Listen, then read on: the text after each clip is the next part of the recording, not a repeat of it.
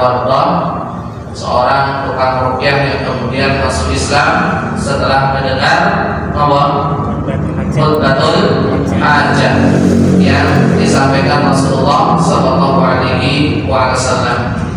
Itulah betapa cepatnya dan betapa indahnya hidayah itu masuk ke dalam hati Diman Al-Azdi radhiyallahu anhu. Dan insyaallah pada malam hari ini kita bersama sahabat yang lain, seorang pemuda fakir hidupnya, miskin ekonominya, dan termasuk salah satu dari ahli sufah. Sufah itu ruangan khusus yang disediakan oleh Nabi alaihi salatu wasallam bagi mereka-mereka yang tidak punya keluarga, sanak famili, tidak punya tempat tinggal, dan tidak memiliki pekerjaan tetap, pekerjaan serabutan. Makanya kalau kita mau jujur, ya, betapa banyak nikmat yang Allah Subhanahu wa taala berikan kepada kita, tapi kadang kita lupa untuk mensyukurinya. Paling tidak adalah rumah yang kita tempati, meskipun kecil, sempit, tapi alhamdulillah punya rumah, punya keluarga, ya. Beliau adalah sahabat Rabi'ah ibnu Ka'ab al-Aslami.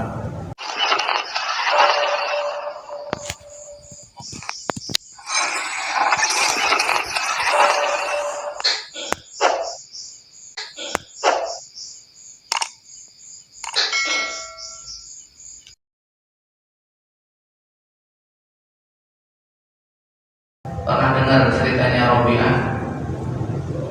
Rabi'ah ibnu Ka'ab al-Aslami yang minta sama Rasulullah minta apa?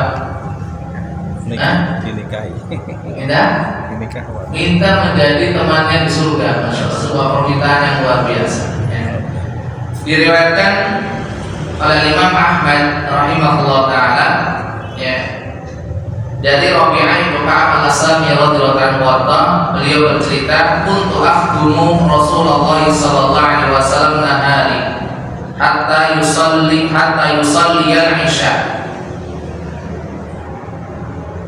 fa ajlisu bi babihi idza dakhala baitahu aqulu la'allaha an tahdutha li Rasulillah sallallahu alaihi wasallam hajatun fama azalu asma'u Rasulullah sallallahu alaihi wasallam yaqul subhanallah wa bihamdihi hatta amallu fa arji'u aw taghlibuni aynaya fa ardu.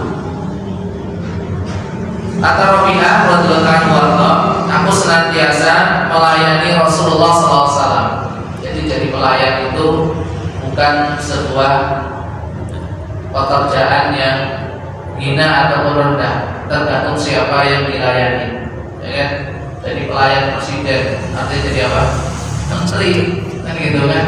Jadi tergantung siapa yang dilayani. Dan sebaik-baik pelayan adalah pelayan Allah Subhanahu wa taala. Ya. Makanya dan juga pelayan rumah Allah Subhanahu wa taala. Oleh sebab itu Raja Saudi mesti digelari sebagai Khatibul Haramainish Syarifaini, pelayan dua kota suci. Pelayan beliau itu, karena pada hakikatnya seorang pemimpin, ya, itu adalah pelayan. Sayyidul qaumi khadimuhum, pemimpin satu kaum itu adalah pelayan. Tapi sayangnya dalam kenyataan dibalik malah justru, ya, mereka yang banyak memiliki pelayan untuk dilayani, ya kan? Mereka ingin dilayani, bukan menjadi pelayan rakyat, masyarakat, bawahan, warga, tapi malah ingin dilayani oleh mereka ini. Sampai sholat isya, jadi dari pagi sampai malam beliau standby untuk melayani Rasulullah SAW. Dan seringkali aku duduk di depan pintu beliau ketika dia sudah masuk rumah, karena sudah batasnya adalah pintu rumah. Ya, kalau ikut masuk nanti rumah Rasulullah cuma satu ruangan saja. Kalau beliau ikut masuk, di situ ada istri beliau, ya, istri Rasulullah SAW, jelas tidak mungkin. Jadi sampai seringkali aku duduk di depan pintu rumah Rasulullah SAW. Aku berkata, jangan-jangan nanti kalau Rasulullah butuh sesuatu kepada aku, jadi harus standby. 12 jam dari pagi sampai sholat isya. Coba ada nggak yang mau seperti itu ya, nungguin di depan pintu sampai ya sholat isya ya, hampir seharian. Fama azal asma'u Rasulullah SAW, dan seringkali aku mendengar Rasulullah SAW berzikir dengan zikir subhanallah wa bihamdih. Ini zikir yang paling ringan tapi pahalanya besar. Ya, kalimatani khafifatani 'ala lisani habibatani 'inda ar-rahmani thaqilatani fil mizani. Ada dua kalimat yang ringan untuk diucapkan, dicintai Allah Subhanahu wa taala dan yang Maha Rahman, dan sangat berat di dalam timbangan, yaitu subhanallah wa bihamdi subhanallahil azim. Makanya ya usahakan dalam senggang waktu kita, daripada kita meneng nggak ngapa-ngapain ya, basahi lisan kita, gerakan lidah kita untuk melantunkan zikir subhanallah wa bihamdi subhanallahil azim sebanyak-banyaknya ya. Sampai aku pun capek, kemudian aku pulang atau aku pun tertidur. Faqala li yawman lima yara min haqqi lahu wa khidmati iya. Suatu hari beliau ingin membalas kebaikan. Masya Allah, Rasulullah SAW adalah sosok pribadi yang tahu balas budi dan menghargai jasa orang lain. Bagaimana tidak, beliau yang mengajarkan kepada kita, man sona ilaikum ma'rufan fakafi'u, man utawi sapa sona akan gawe sapa man ilaikum marang sira kabeh ma'rufan ing gawe apik, fakafi'uhu mongko becik wales yang memberikan balasan kepada orang tersebut. Barang siapa yang berbuat baik kepadamu maka balaslah. Makanya Rasulullah ingin membalas kebaikan Rabi'ah bin Ka'ab. Beliau bersabda, ya Rabi'ata bin Ka'bin salni uqtika. Wahai Rabi'ah bin Ka'ab, minta kepadaku, aku akan kabulkan permintaanmu. Akhirnya Rabi'ah mengatakan, anzur fi amri ya Rasulullah, thumma ulimuka dzalika.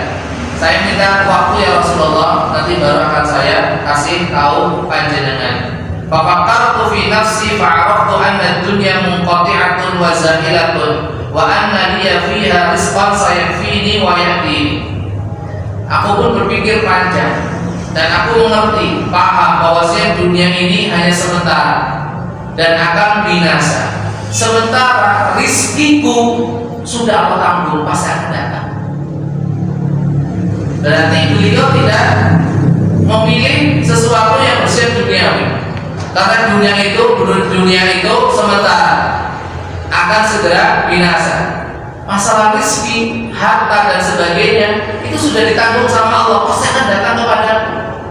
Makanya apa kata beliau? As'alu Rasulullah sallallahu alaihi wasallam min akhirati fa innahu min Allahi bil manzil alladhi huwa bihi fajitu.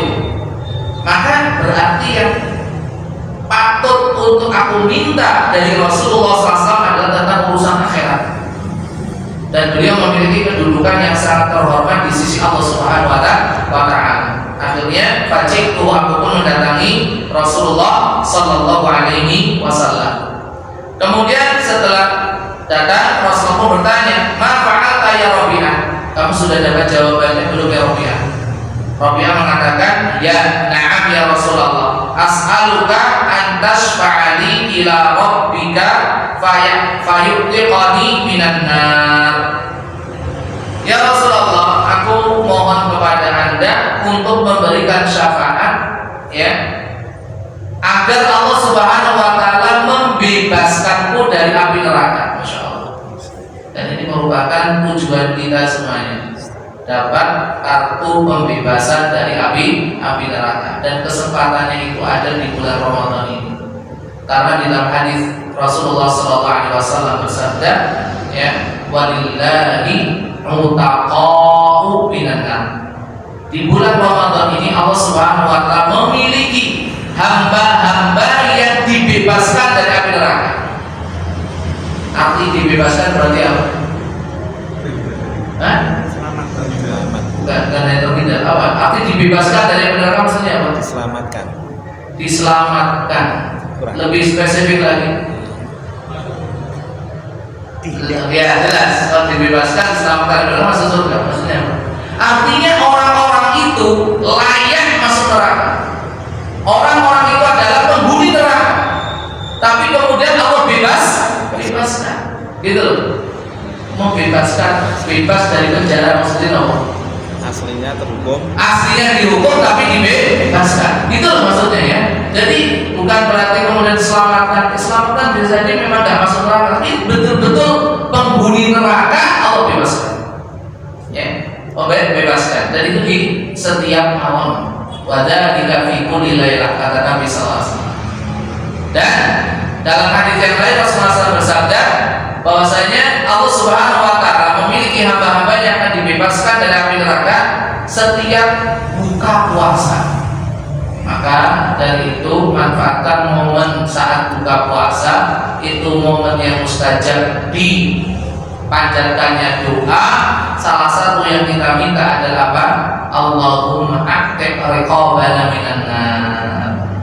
Allahumma a'tiq riqabana minan nar. Allahumma ajirni minan nar. Allahumma ajirni minan nar. Allahumma ajirni minan nar. Satu doa yang jangan kita lupakan. Akhirnya Rasulullah SAW bertanya, "Man amaraka bihadza ya Rabi'ah?" Yang ngasih tahu kamu yang kayak gitu siapa, Rabi'ah? Kata Rabi'ah, "La walladzi ba'atsaka bil haqq ma amarani bihi ahadun walakinnaka lama qulta salni uqtika wa kunta minallahi bil manzil alladzi anta bihi nadartu fi amri fa'araftu anna ad-dunya munqati'atun wa za'ilatun wa anna li fiha rizqan sayatini faqultu as'alu Rasulullah sallallahu alaihi wasallam min akhirati." Gak ada seorang pun yang nyuruh saya untuk minta kayak gitu ya Rasulullah. Hanya saja setelah dipikir-pikir saat Anda meminta kepada saya untuk memohon sesuatu dan Anda akan mengabulkannya, maka aku pun tahu bagaimana kedudukan Anda di akhirat di hadapan Allah Subhanahu wa taala. Lalu aku berpikir, kalau seandainya aku minta dunia, dunianya sebentar. Kalau aku minta dunia, dunia akan segera binasa, ya, dan akan saya tinggalkan selama-lamanya. Sementara kalau minta rezeki, aku sudah menjamin rezekiku selama aku hidup di dunia. Pasti akan datang kepadaku. Oh, berarti yang harus saya minta kepada Rasulullah adalah urusan akhirat. Itulah orientasinya akhirat. Akhirnya Rasulullah SAW terdiam. Lantas beliau bersabda, "Inni fa'ilun fa'inni ala nafsika bi kathratis sujud." Aku akan mengabulkan permintaan. Artinya akan memberikan syafaat kepadamu agar kamu terbebas dari api neraka. Tapi tolong bantu aku untuk merealisasikan cita-cita dan harapanmu dengan memperbanyak sujud. Artinya memperbanyak sholat. Dan dalam hadis yang Imam Muslim rahimahullah taala, ya, beliau meminta kepada Rasulullah SAW, "As'aluka murafaqataka fil jannah." Aku ingin menjadi temanmu ya Rasulullah di surga. Ini lebih lagi. Dari Imam Muslim mintanya apa? Untuk menjadi tetangga Rasulullah, menjadi teman Rasulullah di surga. Rasulullah protes, "Apa dari? Apa enggak ada yang lain?" Rabi'ah tetap, "Gua dan itu saja sudah." Maka Rasulullah bersabda, "Fa'inni ala nafsika bi kathratis sujud." Maka bantulah aku untuk mendapatkan dan merealisasikan cita-citamu dengan memperbanyak sujud. Dan apakah ini hanya untuk Rabi'ah? Tidak, untuk kita semuanya. Maka salah satu wasilah agar kita terbebas dari api neraka, dimasukkan ke dalam surga, berjumpa dengan Rasul yang mulia alaihi salatu wassalam, maka perbanyaklah salat. Tentunya salat yang disyariatkan, yang wajibkah, yang fardukah, ataupun yang sunnah atau yang mustahabahkan. Mumpung bulan Ramadan, maka memperbanyak kita salat sunnah. Wabil khusus apa yang disyariatkan itu salat tarawih, jangan sampai bolong. Nah, setelah itu ada satu hal yang menarik. Rasulullah SAW karena tahu yang namanya Rabi'ah ini masih jomblo, ya belum nikah, maka ditawari berkali-kali, "Ya Rabi'ah, ala tatazawwaj?" Wahai Rabi'ah, kenapa kamu gak nikah? Ya, beliau tahu diri siapa punya kerjaan tetap, nggak punya rumah, nggak punya duit, fakir, pemuda fakir miskin, siapa yang mau? Ya. Kemudian ketemu lagi sama Rasulullah, apa kata sahabat? Ya Rabi'ah, wahai Rabi'ah, kenapa kamu belum juga nikah? Sampai tiga kali. Akhirnya Rabi'ah ngomong, ya Rasulullah, saya itu tidak punya duit. Nanti takut-takut malah saya mendzalimi istri saya, keluarga saya. Gitu loh.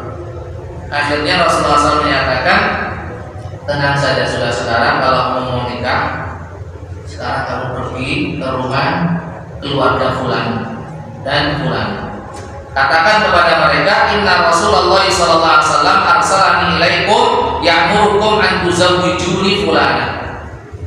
Sesungguhnya Rasulullah SAW mengutusku kepada kalian, beliau memerintahkan kalian untuk menikahkan putri kalian denganku. Masya Allah, enak banget dulu ya. Saya kira dua guru yang ini enak ya. Tapi jangan Yesus nikah setuju ya. Oke. Pokoknya rekomendasi dari gurunya, dari kiainya, dari ustadznya, ya siapa yang berani menolak? Akhirnya apa? Betul, beliau pun mendatangi keluarga yang dimaksud. Lalu setelah itu keluarga ini minta apa? Minta bayinah, minta bukti bahwa saya Rasulullah SAW itu betul-betul mengutus beliau. Akhirnya beliau pun tidak punya bukti apa-apa. Ini gimana ini? Pulang dalam kondisi sedih. Ya. Akhirnya beliau pun cerita apa yang dikatakan oleh bapak daripada si wanita tadi. Akhirnya Rasulullah sudah, kalau beliau ingin bukti, berarti kamu harus betul-betul bawa mahar sebagai buktinya, gitu loh. Bahasanya kamu benar-benar, tapi saya nggak punya mahar ya Rasulullah SAW. Akhirnya Rasulullah SAW bantu Rabi'ah nih, bahwa ini bilang dari Rasulullah, ini maharnya. Baru percaya. Akhirnya dinikahkan dengan putri daripada keluarga yang dimaksud. Kemudian setelah itu sama Rasul, lah mana walimahannya ya Rabi'ah? Waduh, nggak punya duit. Akhirnya apa? Sudah, ini ada kambing sembelih, kemudian undang teman-teman, sahabat-sahabat yang lain, ayo kita walimah pernikahan. Masya Allah, gampang banget ternyata urusan pernikahan. Ya, itu di zaman Rasulullah SAW. Orang datang kumpulan RT, semacam kampung bakal nona, apa gitu gitu. Enak banget gitu. Dan ini menunjukkan apa? Bentuk perhatian Rasulullah Sallallahu Alaihi Wasallam kepada Rabi'ah. Itu diriwayatkan Imam Ahmad dan juga Imam At-Tabrani rahimahumullah jami'an. Yang paling menarik di sini adalah anak gadis itu manut gitu. Manut, terang nolak gitu kan. Belum tak pernah ketemu anak muda tapi miskin, gak punya apa-apa, mahar aja dikasih Rasulullah, walimah saja dibantu sama Rasul. Terus gimana ini tadi saya hidupnya? Tapi berkat keberkahan doa Rasulullah SAW, akhirnya keluarga ini pun menjadi keluarga yang sakinah. Dan apa yang disampaikan Rasulullah SAW kepada Rabi'ah disampaikan kepada istrinya, bahwa saya pernah diminta Rasulullah SAW meminta sesuatu, saya minta dibebaskan dari api neraka, saya minta menjadi temannya di surga. Beliau memberikan satu syarat, yaitu berbanyak sholat. Akhirnya ditularkan sama istrinya, beliau berdua berlomba-lomba untuk meraih keutamaan tadi dengan memperbanyak sholat. Makanya kalau kita mendapatkan ilmu yang bermanfaat, cobain pelit, sampaikan kepada istri dan juga keluarga. Aku mau baru ngaji di sini ini. Ayo awet dewe lomba-lomba untuk melakukan dan mengamalkan ilmu ini. Ojo disimpan dewe, ya. Mana disimpan dewe orang kapan diamalkan, kan gitu kan. Tapi kalau kita itu disampaikan kepada keluarga, terutama istri kita, ayo balapan, ayo berlomba dalam masalah ini. Insya Allah kita semangat untuk mengamalkan ilmu yang telah dipelajari. Ini saja Rasulullah SAW bersama Rabi'ah Ibnu Ka'ab al-As, kami radhiyallahu anhu. Semoga bermanfaat ya. khususnya untuk diri kami dan umumnya untuk pandangan kami. Mohon maaf atas segala kekurangan, kebenaran semata dari Allah Subhanahu Wa Taala, kesalahan kekurangan berasal dari teman pribadi saya. Semoga Allah Subhanahu Wa Taala mengampuninya dan sudi kiranya hadirin hadirat semua untuk memaafkannya. Aku lupa dihada, subhanakallahumma wa bihamdika asyhadu an la ilaha illa anta